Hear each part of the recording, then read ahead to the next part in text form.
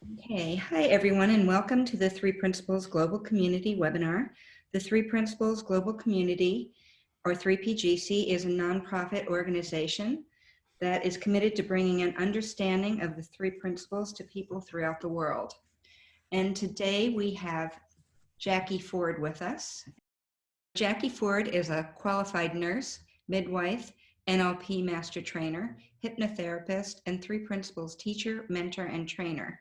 Jacquie's been sharing her understanding of the principles over the last 8 years with a special focus on training and mentoring other women interested in becoming principle-based coaches and trainers, and loves working with women and children experiencing anxiety, stress, burnout, and debilitating habits and addictions.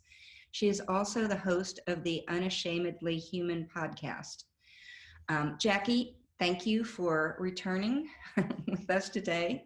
Really appreciate that. And I'm going to go ahead and turn it over to you. Thank you, Bonnie.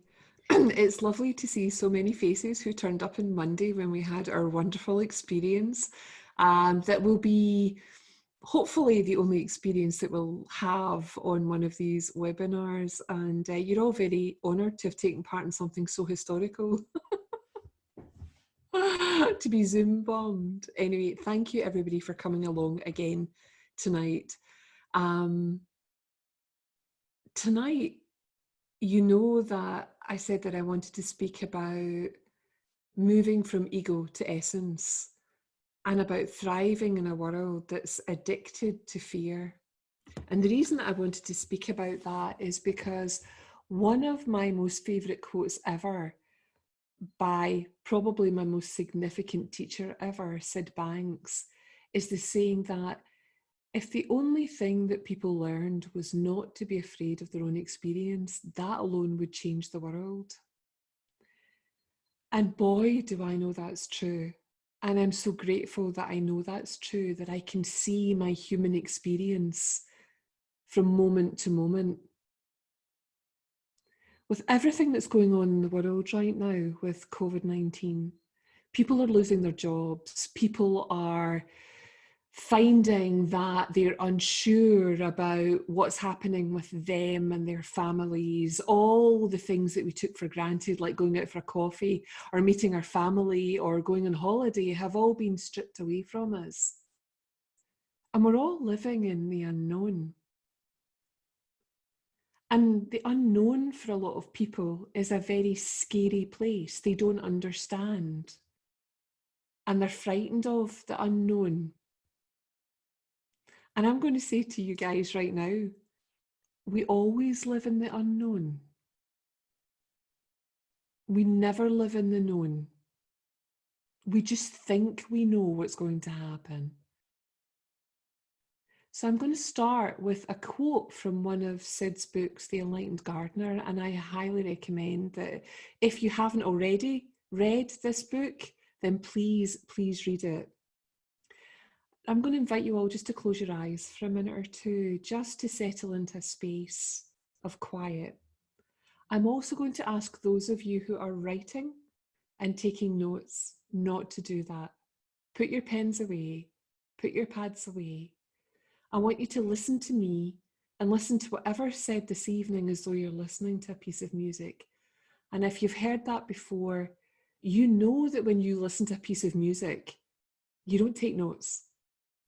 You don't try to second guess what's going to happen, what the next octave's going to be, or how the music's going to play out. I want you just to listen for a feeling. So this quote is taken from The Enlightened Gardener by Sydney Banks. And if you'll permit me just to ask you to close your eyes and listen just for a minute.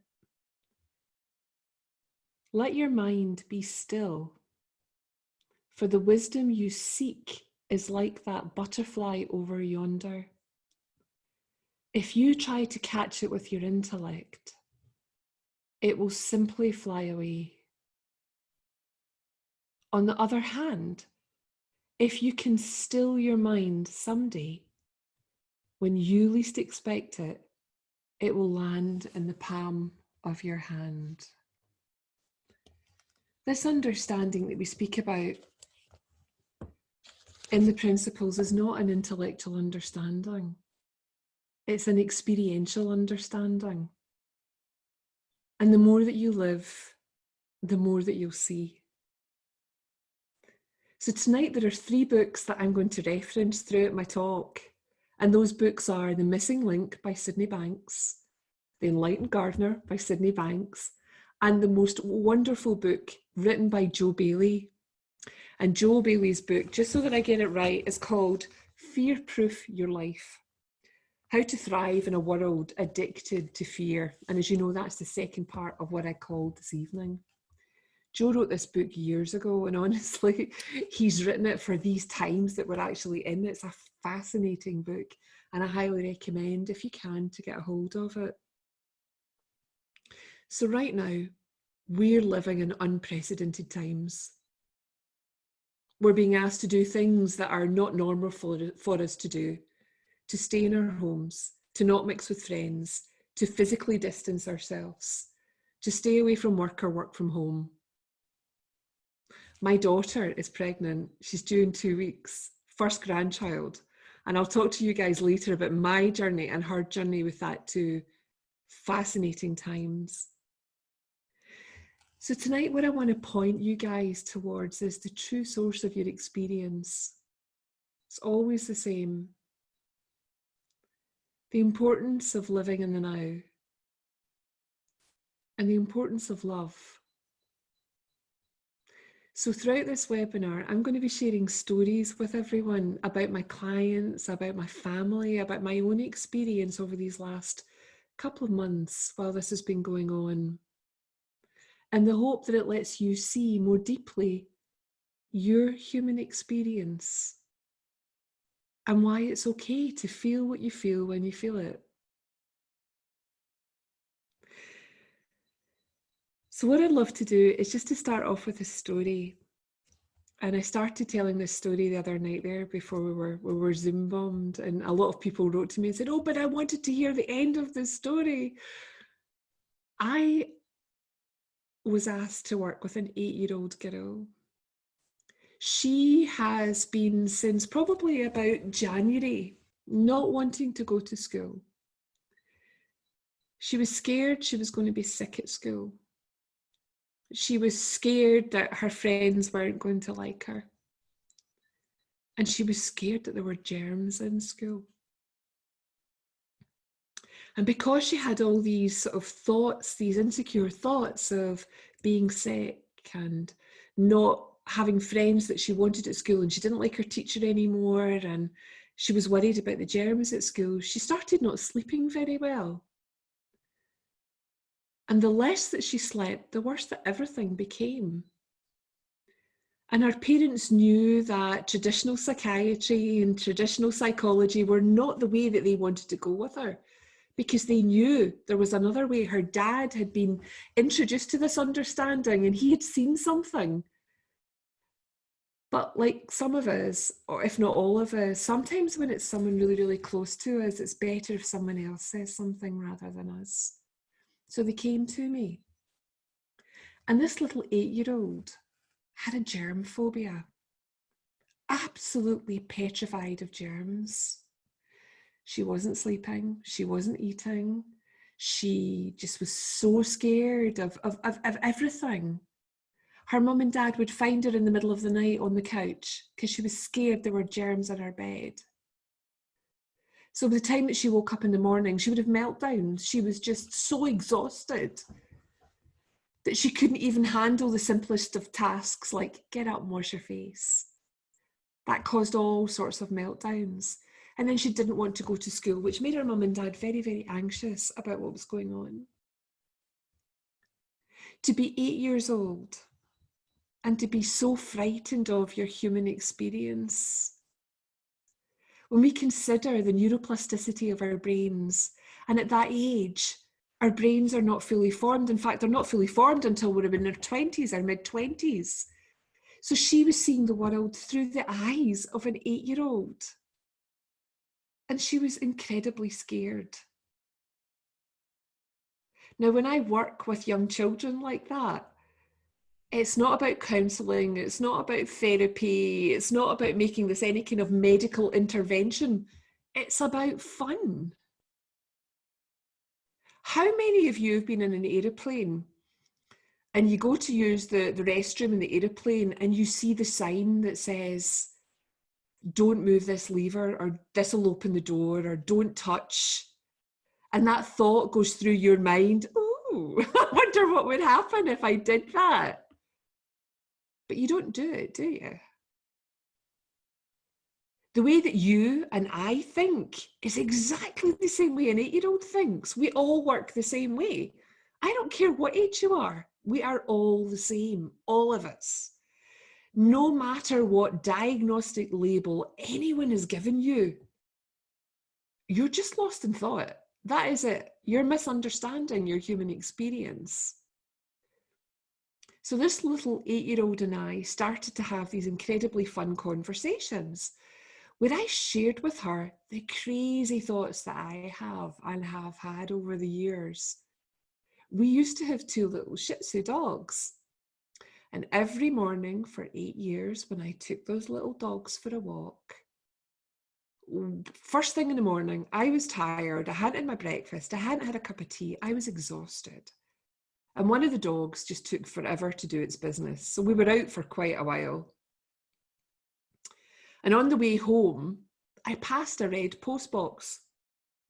And every morning for 8 years, the fresh, beautiful thought that came into my mind as I walked along the road with the dog poo in the poo bag was, post the dog poo.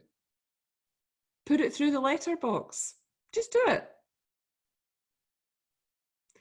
I never did it. But that thought was so compelling. It was a delicious thought. It was naughty. And I really, really, really wanted to do it. But I didn't. Wisdom stopped me from doing that. So here's this gorgeous little 8-year-old who believes that germs are everywhere and that she's not safe and she has to use hand sanitizer 8 to 10 times a day.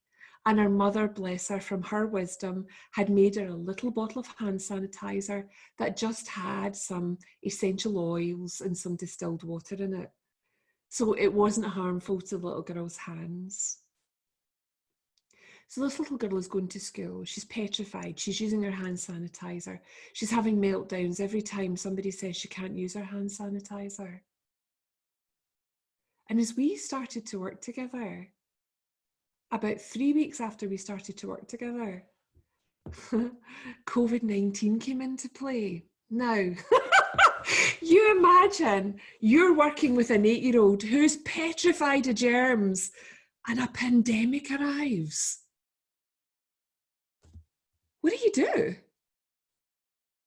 Because there's a healthy respect for germs, but there's also a healthy disrespect for the thoughts that tell you that germs are everywhere. But if you wash your hands, you're absolutely okay. So this cute little kid and I start to have all sorts of games around about how germs work and how thoughts work and all these gorgeous things we all know about the nature of thought, that thought is transient, it's impersonal, it's like the clouds in the sky, they just go by. And, I sent her a snow globe and, and we would talk about all of these things and she just loved it all. In the middle of a pandemic, there is an 8-year-old who started to play in the playground with her friends, catch coronavirus. Like Tig. They would run, touch each other and say, you've got coronavirus. She didn't care. It wasn't a thing. She was able to let that thought go. And I've seen this time and time again with people who've been diagnosed as having these incredible labels of long-term hopelessness. You're schizophrenic. You've got manic depression. You have OCD and you've had it for 25 years, so you're never going to change. I've seen these people change because all it takes is love, insight, and this understanding. So right now, we have an 8-year-old who's not worried about germs. Isn't that beautiful? And we have other people who are absolutely petrified. The only difference is the 8-year-old knows where her experience of life is coming from.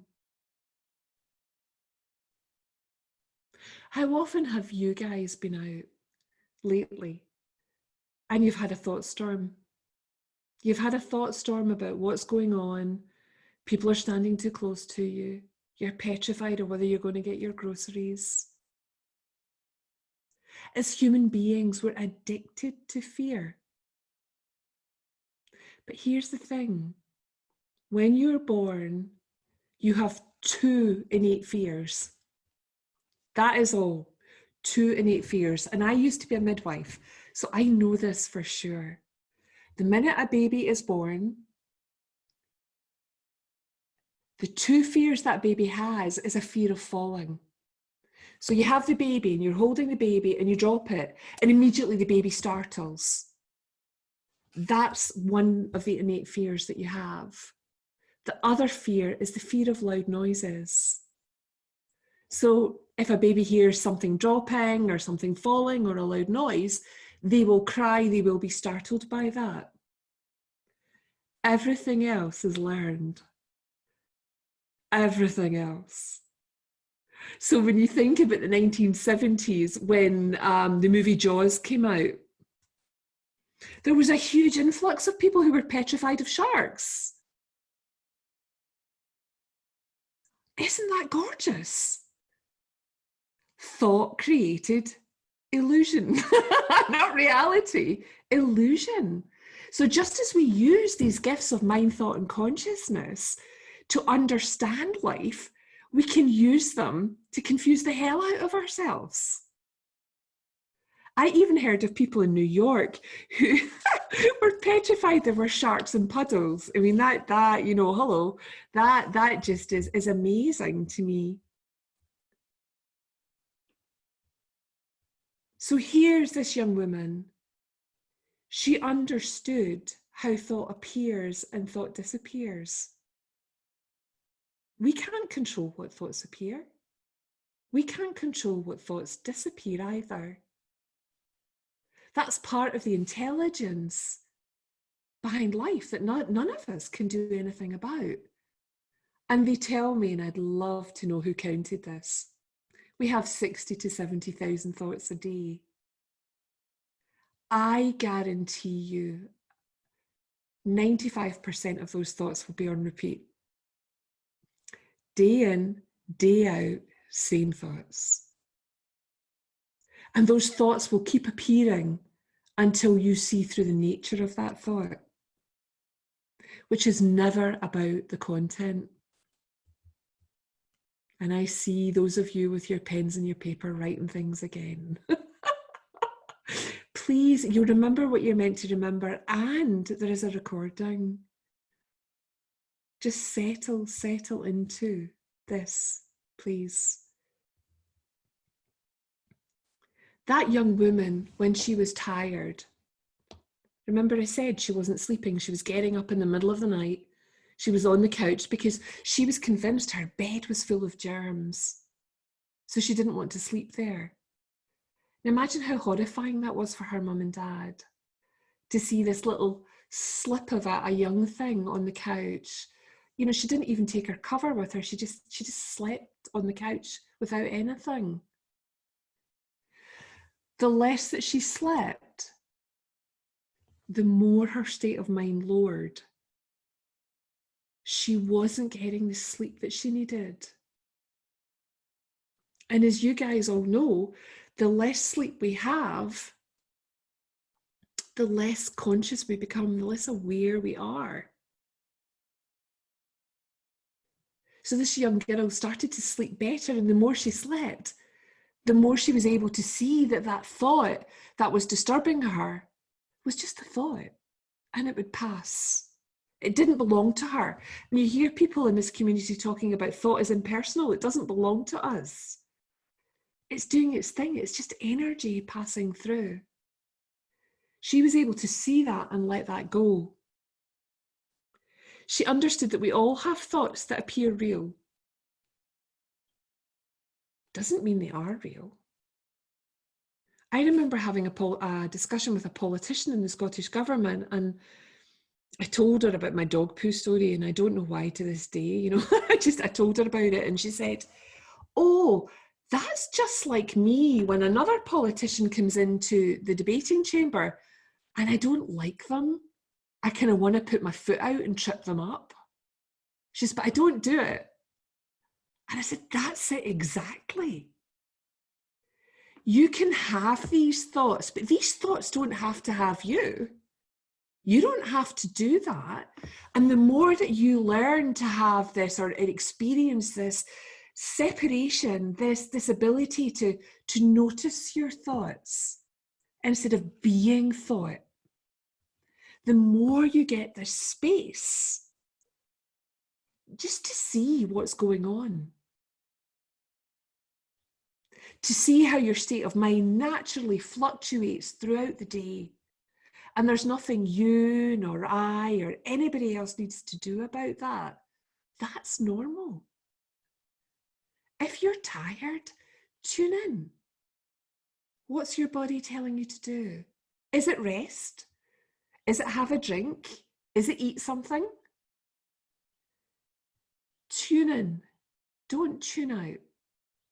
And by tuning out, what I mean is listening to the content of what you're thinking. So when I said at the beginning of the webinar, what I want you to do is to learn the true source of your experience. What I'm meaning by that is to understand the true nature of thought. The true nature of thought is it's always moving. It's transient. You hear these stories. Thought is like clouds. It just keeps moving. Has nothing to do with us. It's impersonal, transient. Thought is neutral. Thought means absolutely nothing unless you think it means something. So that young girl had these thoughts about, you know, oh, there's germs in my bed. She believed them. So she made it personal. And the minute you make it personal, your brain is very clever, and then it gives you all the reasons why. That makes sense. And then all of a sudden, you're in this big story. And that makes sense to you in the moment. So what I'd always point everybody to do is never look at the content. Don't look at the story. Look at the source. How am I creating my experience of life in this moment? Where's my state of mind? Am I thirsty? Am I hungry? Do I need to sleep? We're all just big babies, actually. It's checking in with yourself and your own being, your own sense of self. It's fascinating. And that's when it becomes easy to recognize that you're always living in the feeling of your thinking. And in the missing link, Sid talks about this, and that our feelings are a barometer of our thinking. So you don't need to know the content. The content's not important. Insight will tell you which parts are important, but you don't have to critically appraise what you're thinking or psychoanalyze yourself to figure out, why am I scared? What's going on here? It will figure you out. You don't have to figure it out. And that's a gift, because we're taught and conditioned that we have to figure ourselves out. There is your essence, and then there is the idea of who you think you are. There's a story, and there's a feeling. The feeling of love, the feeling of essence, the feeling of awe, a quiet mind. And then there's the polar opposite. And I know you all know what that feels like. You know what a quiet mind feels like, and you know what a busy mind feels like. And the way you recognize that is in the feeling. about 4 weeks ago, I went to the little post office down the road from us, and there was this gorgeous little old lady.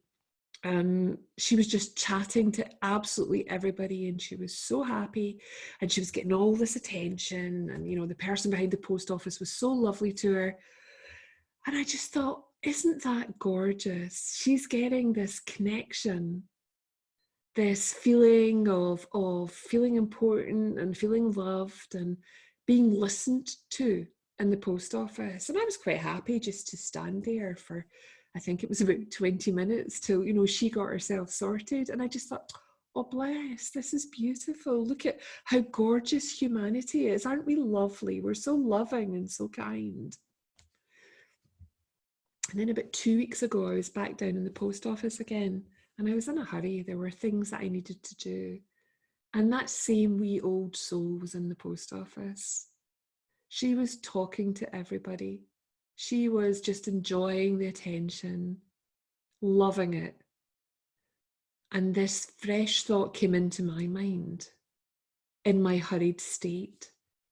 And it was, hurry up, bitch. Nothing had changed. The circumstances were exactly the same old lady, same old me, same old situation. The only thing that had changed was my state of mind. Look after yourselves. Look after your state of mind. Make sure that you're eating well and drinking well and getting enough sleep. After all, you wouldn't put diesel in a petrol car, would you? It's really, really important to look after your health. So this little girl knew that she wasn't broken. She knew that she didn't need fixed. How gorgeous is that, to be 8 years old and to know that about yourself? And not to have needed to have gone down a psychiatric or a psychology route where they're telling you, oh, you're not well, you're sick, oh, 20 years of therapy for this, you've got germ problems. No, you have a misunderstanding of thought in the moment. That's it. You're a wee bit lost. Nothing wrong with you. Like I said, I've worked with people who are schizophrenic, who have had eating disorders for years, who have anxiety, who've had addictions for years. And when you meet them with love and understanding, because the way that I work is exactly the same way that you guys work. Nobody's any different. Even your cat, even your dog. It's a sentient being. Thought in the moment. So the source of your experience is always the same. Always the same. You're understanding what's going on from the inside out, not the outside in. Okay? Nobody's any different. The content of what you're thinking is looking in the wrong direction.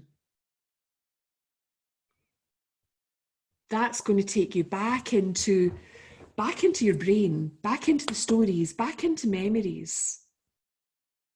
Because as Sid says in The Missing Link, the mind and the brain are completely different. The mind is spiritual and the brain is a machine. The brain's purpose is to store and retrieve information. Isn't that wonderful? So I used to have this terrible, terrible bee and wasp phobia. And I had NLP treatment, I had aversion therapy, you name it, I did it. Hypnosis, everything. I wouldn't sit in the garden in the summer. I wouldn't have barbecues in the garden. I didn't want flowers in my garden. I would be walking along the road, and if a bee or a wasp came anywhere near me, I would run. Very undignified. Throw my bag away and I would just run. And one day I was sitting in my office at home after coming across this understanding, didn't try to change anything. And this was a real fear. I was really scared of these things Because when I was a young girl, my brothers used to put bees and wasps in jam jars, in glass jars, and they would shake the jars and then open them up in front of me. So I kind of had a learned fear about these things, and it was the buzzing. And one day I was sitting in my office at home and I heard this buzzing at the window. And I thought, oh, what's that? Now, normally that would be my cue to leave the room, to run away, to get out, to leave the office room until my husband came home and released the bee or the wasp from whatever. And I was sitting at my desk and this gorgeous fresh thought came in. And it was like, that bee's tired. And the next thing I knew, I was looking up the internet. What do you feed a bee that's tired? And it said, oh, you give a bee that's tired sugary water. So I went back downstairs and I got sugary water and I put it on the window ledge. So the bee's here and I'm here. Never been known in about 48 years for me and a bee to be so close together. The bee took a drink and eventually the bee left. But by that point, I'd forgotten about it. I did nothing to change that fear. Somewhere along the line of understanding the principles, a story about fear, the nature of fear had changed within me. And as often happens with this understanding, we're not dealing with a single issue the way things like hypnotherapy or neuro-linguistic programming do. We're looking at this across the board sweep.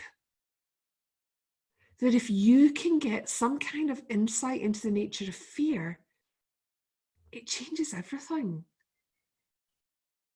Because you know that fear is a thought. It's a concept. It's an idea that you have related to the idea, the concept of who you think you are. And often you hear people talking about the true self and the false self, essence and ego. Essence is who we all are. That's what connects us. That is the energy that is pure consciousness. Plants, the oceans, the stars, it's all there. When I was a nurse, I never, ever, ever saw anybody come into the surgical operating theatre to have an egoectomy. Nobody came in to have their ego removed. So I know the ego is not form. Ego is this idea of who you all think you are. It's this idea of who I think I am. Oh, my name's Jacquie. I'm a woman. I'm a mum. I love gin. We all have these ideas of who we think we are. And some of these ideas are fun, but some of these ideas limit us. And when you understand that these thoughts are just stories, it's easy to move from ego to essence because you're not looking at the content of what these thoughts are. You're understanding that they're constructs, they're ideas. At the beginning of the webinar, I told you guys that my eldest daughter, Megan, is pregnant. This is her first baby. It's my first grandchild, and it's a granddaughter, which is fabulous because we have 3 daughters, so it's wonderful. I know what to do with girls. And Megan has always been a bit of a control freak. I think she took that after her mother, actually. And it was fascinating to see Megan navigate what's going on right now. She's in self-isolation. All pregnant women are in self-isolation, and her husband's in self-isolation with her to protect her and the baby. And Megan and I would jump on a Zoom call, and she would be crying. And I'm like, "Hun, why are you crying?" And she's like, "Mum, this isn't the way it was meant to be. This is the first grandchild. We had all these plans that you were going to be the first to visit. And, you know, during this 4 weeks that I have off work before the baby's born, we were meant to be cleaning the carpets and, you know, making food and putting it in the freezer and having all this time together, this beautiful time together.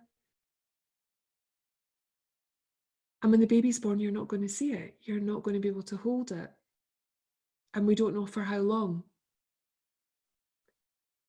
And I told her a story that I'm going to share with you guys.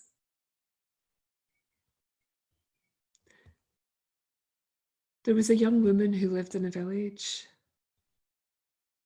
and she became pregnant by one of the men that lived in the village, and she was too ashamed and too frightened to tell her father who the baby's father was.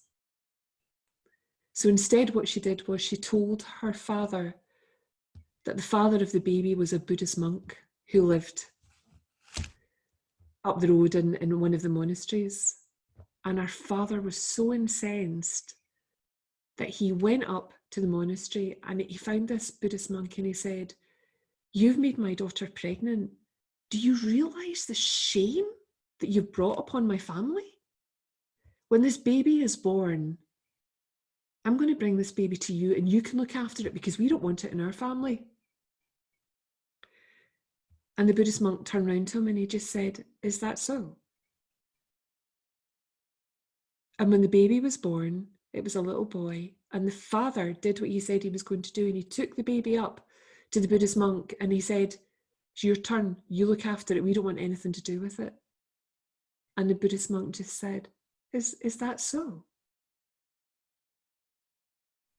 And after about 18 years, the girl's father became quite old, and she admitted to her father, who was the actual father of the baby.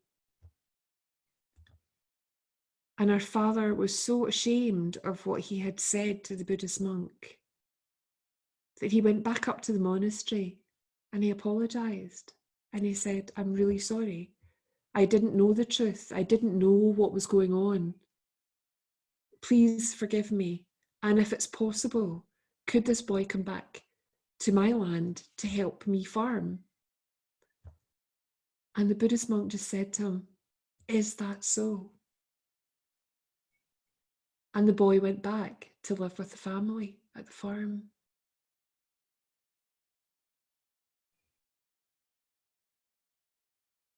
There's nothing to argue with. And when we do argue with what is that so? That's where our suffering arises from. And what was happening with Megan, and what has happened with me as well, to be completely honest, was we were in the now, but we were time traveling to the future. We were talking about how we wanted things to be based on a past opinion, despite the fact that we're living in unprecedented times and expecting things to be the same in the future when they're not. And the gift for both of us that I know that she shared with other mothers in her group, because obviously they can't have antenatal classes either, is recognizing that when we're in the now, we don't suffer. It's all we have. It's a space that is essence. But when we fall back into the past or we project into the future, which is an incomplete equation, that's when we suffer. And how often do you argue with that reality? Because your brain does not know the difference between a real or an imagined event. Hasn't a clue. It's all constructs. All of it is constructs. So I now have a daughter who's due to have her baby in 2 weeks' time, who is as calm as you can believe about everything. Grateful for technology, grateful for the gorgeous conversations that we're having. I used to be a midwife and I was a doula. So I can help her through technology. There's, I just can't hold that little thing when it comes out. I can't smell it or squish its wee bum. But that's okay because I'm keeping her safe. I'm keeping the baby safe. And so is everybody else. And that's important. Everything else I make up is not important. So while everything is going on in the world, the way that it's going on, all any of us have is right now. And Sid talks about that in The Missing Link. Now, this moment is all any of us have. And when we start to recognize when we're using these gifts of mind, thought, and consciousness to project into the future or to fall back into the past, there's a feeling associated with it. Personally, the only things that I love to remember about my past are the lovely things. I'm not interested in anything else. I'm not. Why would you go there? If there's something you've to learn, you'll learn it, either at that point or through the gift of insight. You don't have to trawl through the content of past thought. As Sid says, a memory is just thoughts that you're carrying across time. I couldn't stop laughing when I first heard that. You're carrying memories that are just thoughts carried across time. They're not real. You can't hold them in the palm of your hand. It's an illusion. So how many of you give yourself a hard time about something that's gone? It's done. It's finished. And it doesn't mean to say that some of the things that have happened in our past don't suck, that they're not horrible. But the choice is recognizing that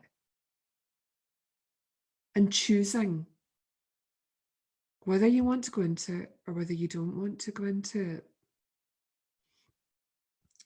So I reminded my daughter of the source again of her experience versus the content of what you're thinking. And when we love one another and we share our experience, instead of trying to teach people this understanding, then they feel it, they get it. I've always been very open with my family about my crazy thinking because I find it funny now. I find it hysterically funny, but years ago I didn't. I thought all of these years that I was anxious and depressed, I think I lived in a very low state of mind for a very long time, that was my normal. So when you get a glimpse of where the source of your experience is coming from, and that the content isn't a fact, it's simply information passing through, you just feel so relieved that you don't have to believe everything that you're thinking. It's an absolute gift. And I know I sound terribly lighthearted, but I am. Because again, I am so relieved that I don't live in the hellhole that I lived in for most of my life. And the more lighthearted we are, the less seriously we actually take our thinking. And that for me is another one of these gorgeous barometers that if I am serious and I'm not lighthearted, I am caught up in the content of thought. Now, I might not be conscious of it, but I can feel it. I can feel it in my body. And that's what I found all of my life. I never know when I'm stressed. I don't have this conscious awareness of when I'm stressed. I feel it. I feel it in my body, and I'm like, okay, that's where I've gone again. So what I'm not saying to everybody tonight is fear isn't a thing. You've been born with 2 innate fears: the fear of falling and the fear of loud noises. Consider how many other fears you've constructed from the gifts of mind, thought, and consciousness. Fear can be a good thing. It can alert us to danger. But when we allow that to happen through wisdom, it's a much nicer space to be in, rather than being frightened by a thought in the moment.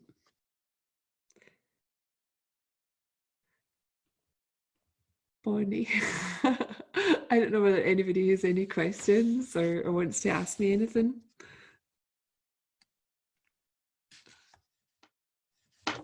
Hi. Hi. I have a question. Uh-huh.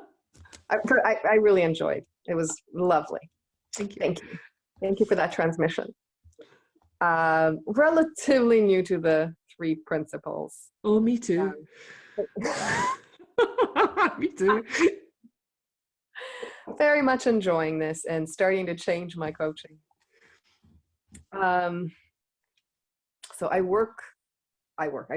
actually volunteer with an organization that works with people with cancer, and there's a couple that I work with where he was diagnosed with the cancer and she 2 months later. And I'm going to add to that a layer of OCD on his part, and her just having such a hard time with his OCD. And then I come in and I say, okay, well. It's all thought. No, I mean, I was just like, I just said, well, and I just got quiet and I said, okay. So this is life. It's quiet. And then there's a thought, and we go after the thought, but this is life. It's not quite sticking.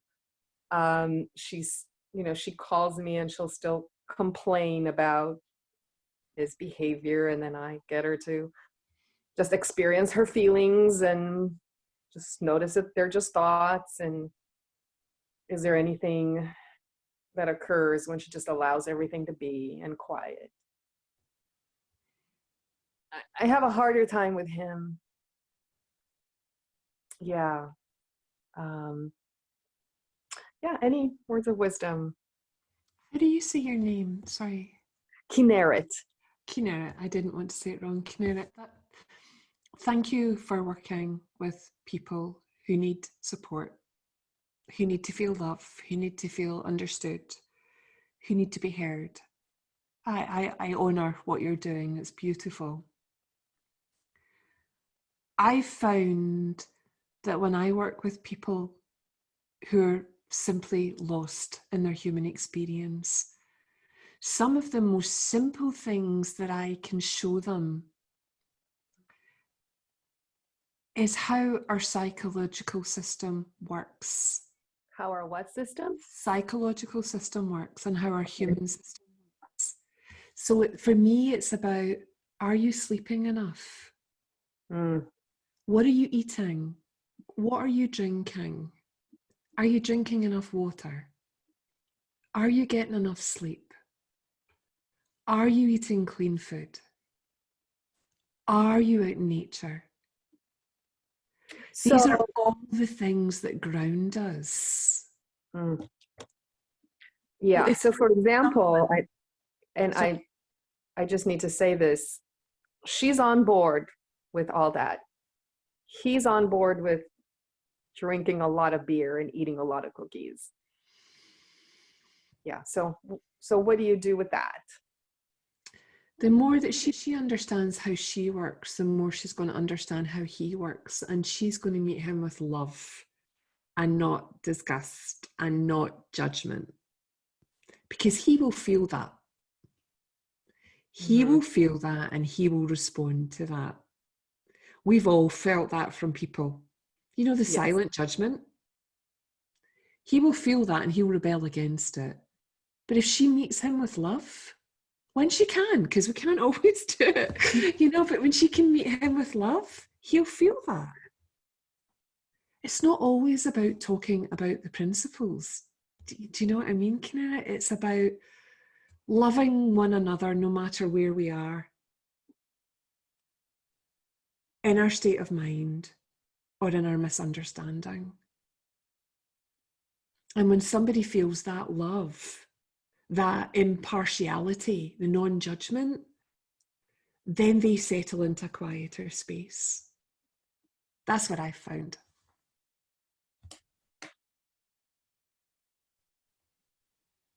And in that clearer mind, then you've got room to share.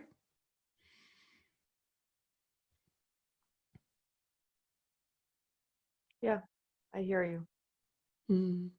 Cool. So in your experience,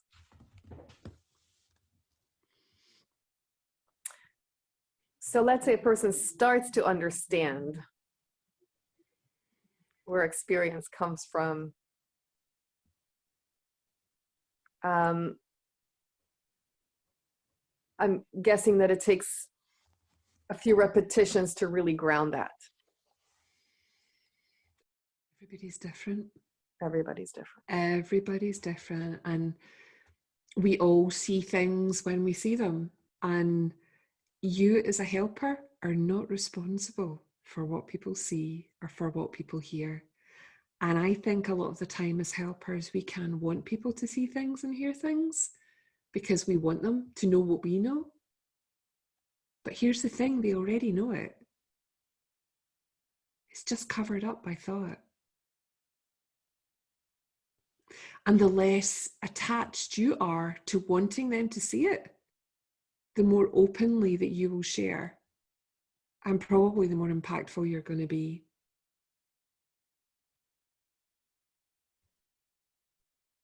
Just be you.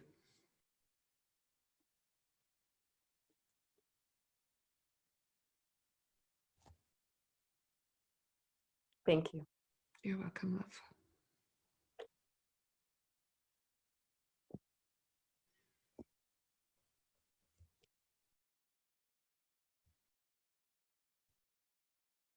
Anybody else want to make a comment or ask a question? I love questions.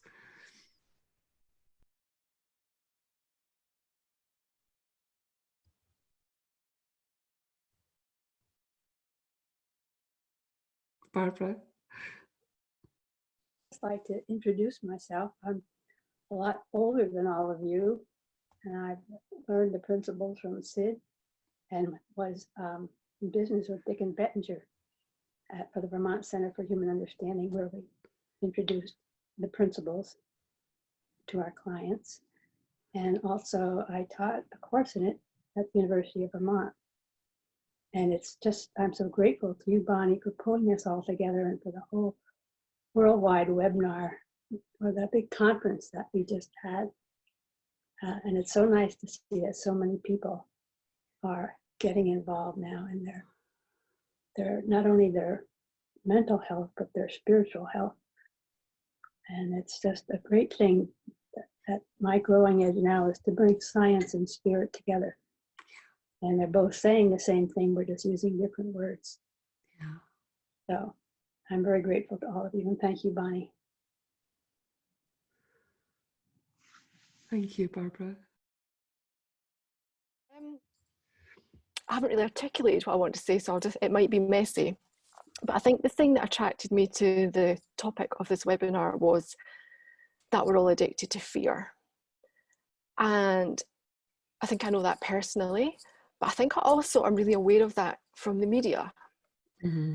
And I think I get really frustrated at the way the media whip the whole country into a frenzy about one thing, then the next thing. So before coronavirus, it was Brexit, and then now it's the coronavirus. And so I was just really aware of like, oh God, it's just the media whipping everybody into a frenzy, and now everybody's got on board.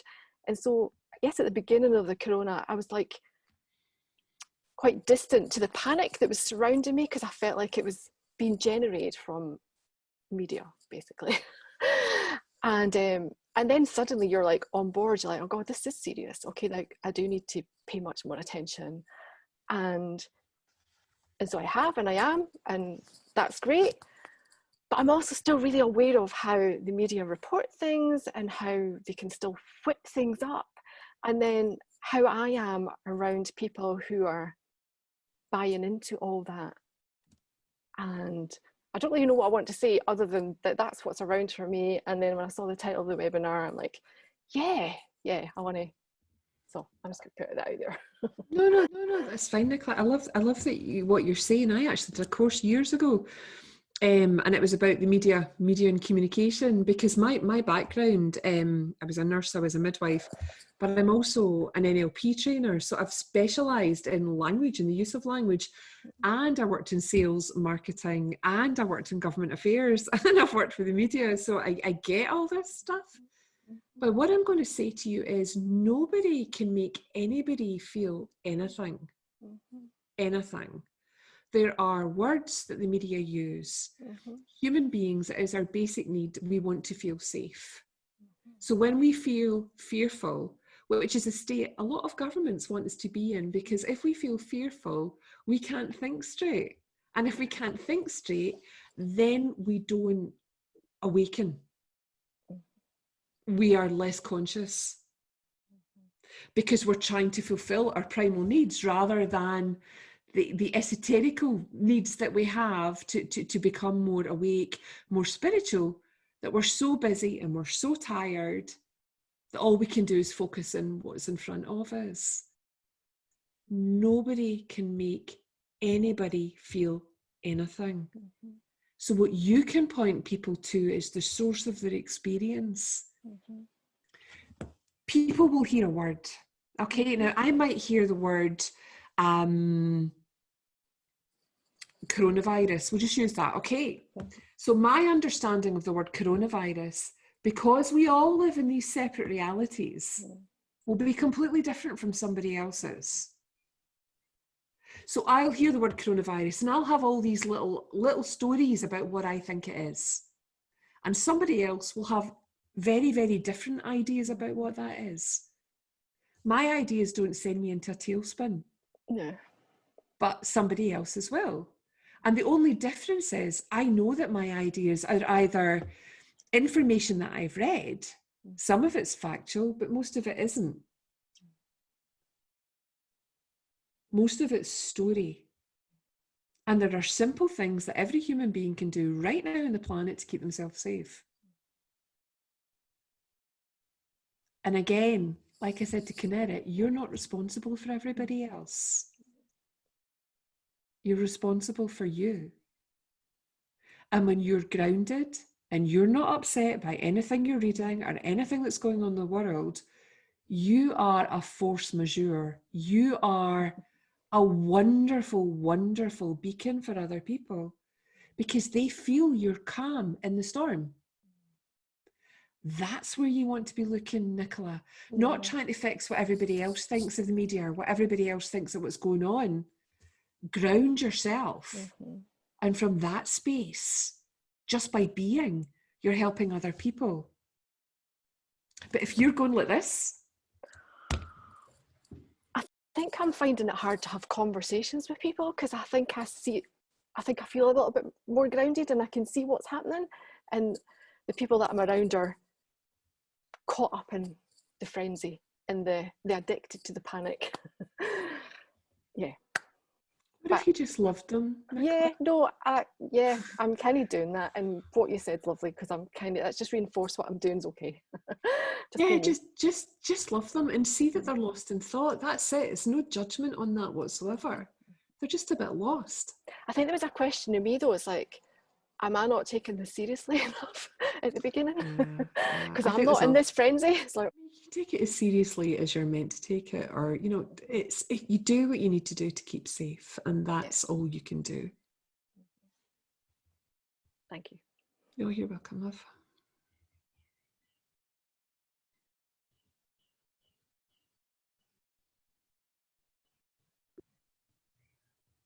Hi there. Hi, Barbara. You crack me up, first of all. You just make me laugh so much, and I appreciate that. Good. The other thing I wanted to share is I can get that whipped up thing too, listening to the media. So I've just had to notice my own feelings. But the other thing is that I've worked with the media for like 30 years, and I have huge compassion for them. And they have helped me raise consciousness about inequities in the world. Like I was in charge of helping raise consciousness about the need to end apartheid. And so I have just huge conscious. I just wanted to drop that as a thought, that they're doing their job. And I've noticed that, like Facebook, we're posting things, so we're actually being like the media. Mm-hmm. And so we have now the power to tell a story. And how often do we share oh my God, this terrible thing's happening? And how many times do we share something else? And I'm just in a place of watching it. And when you talk about the crazy thoughts, sometimes when I get all whipped up, I think, well, I'm just going to go out and get the coronavirus because I'm sick of all this and I just want to go. So that's my crazy poop story. I love what you're saying there, Barbara. And again, it points to everybody's doing the best they can given their level of understanding. And sometimes that's clearer to see than other times. But every time I can't see it clearly, I know it's got more to do with me than it does with anybody else. It's more to do with where my state of mind is, where my misunderstanding is, rather than anything about them.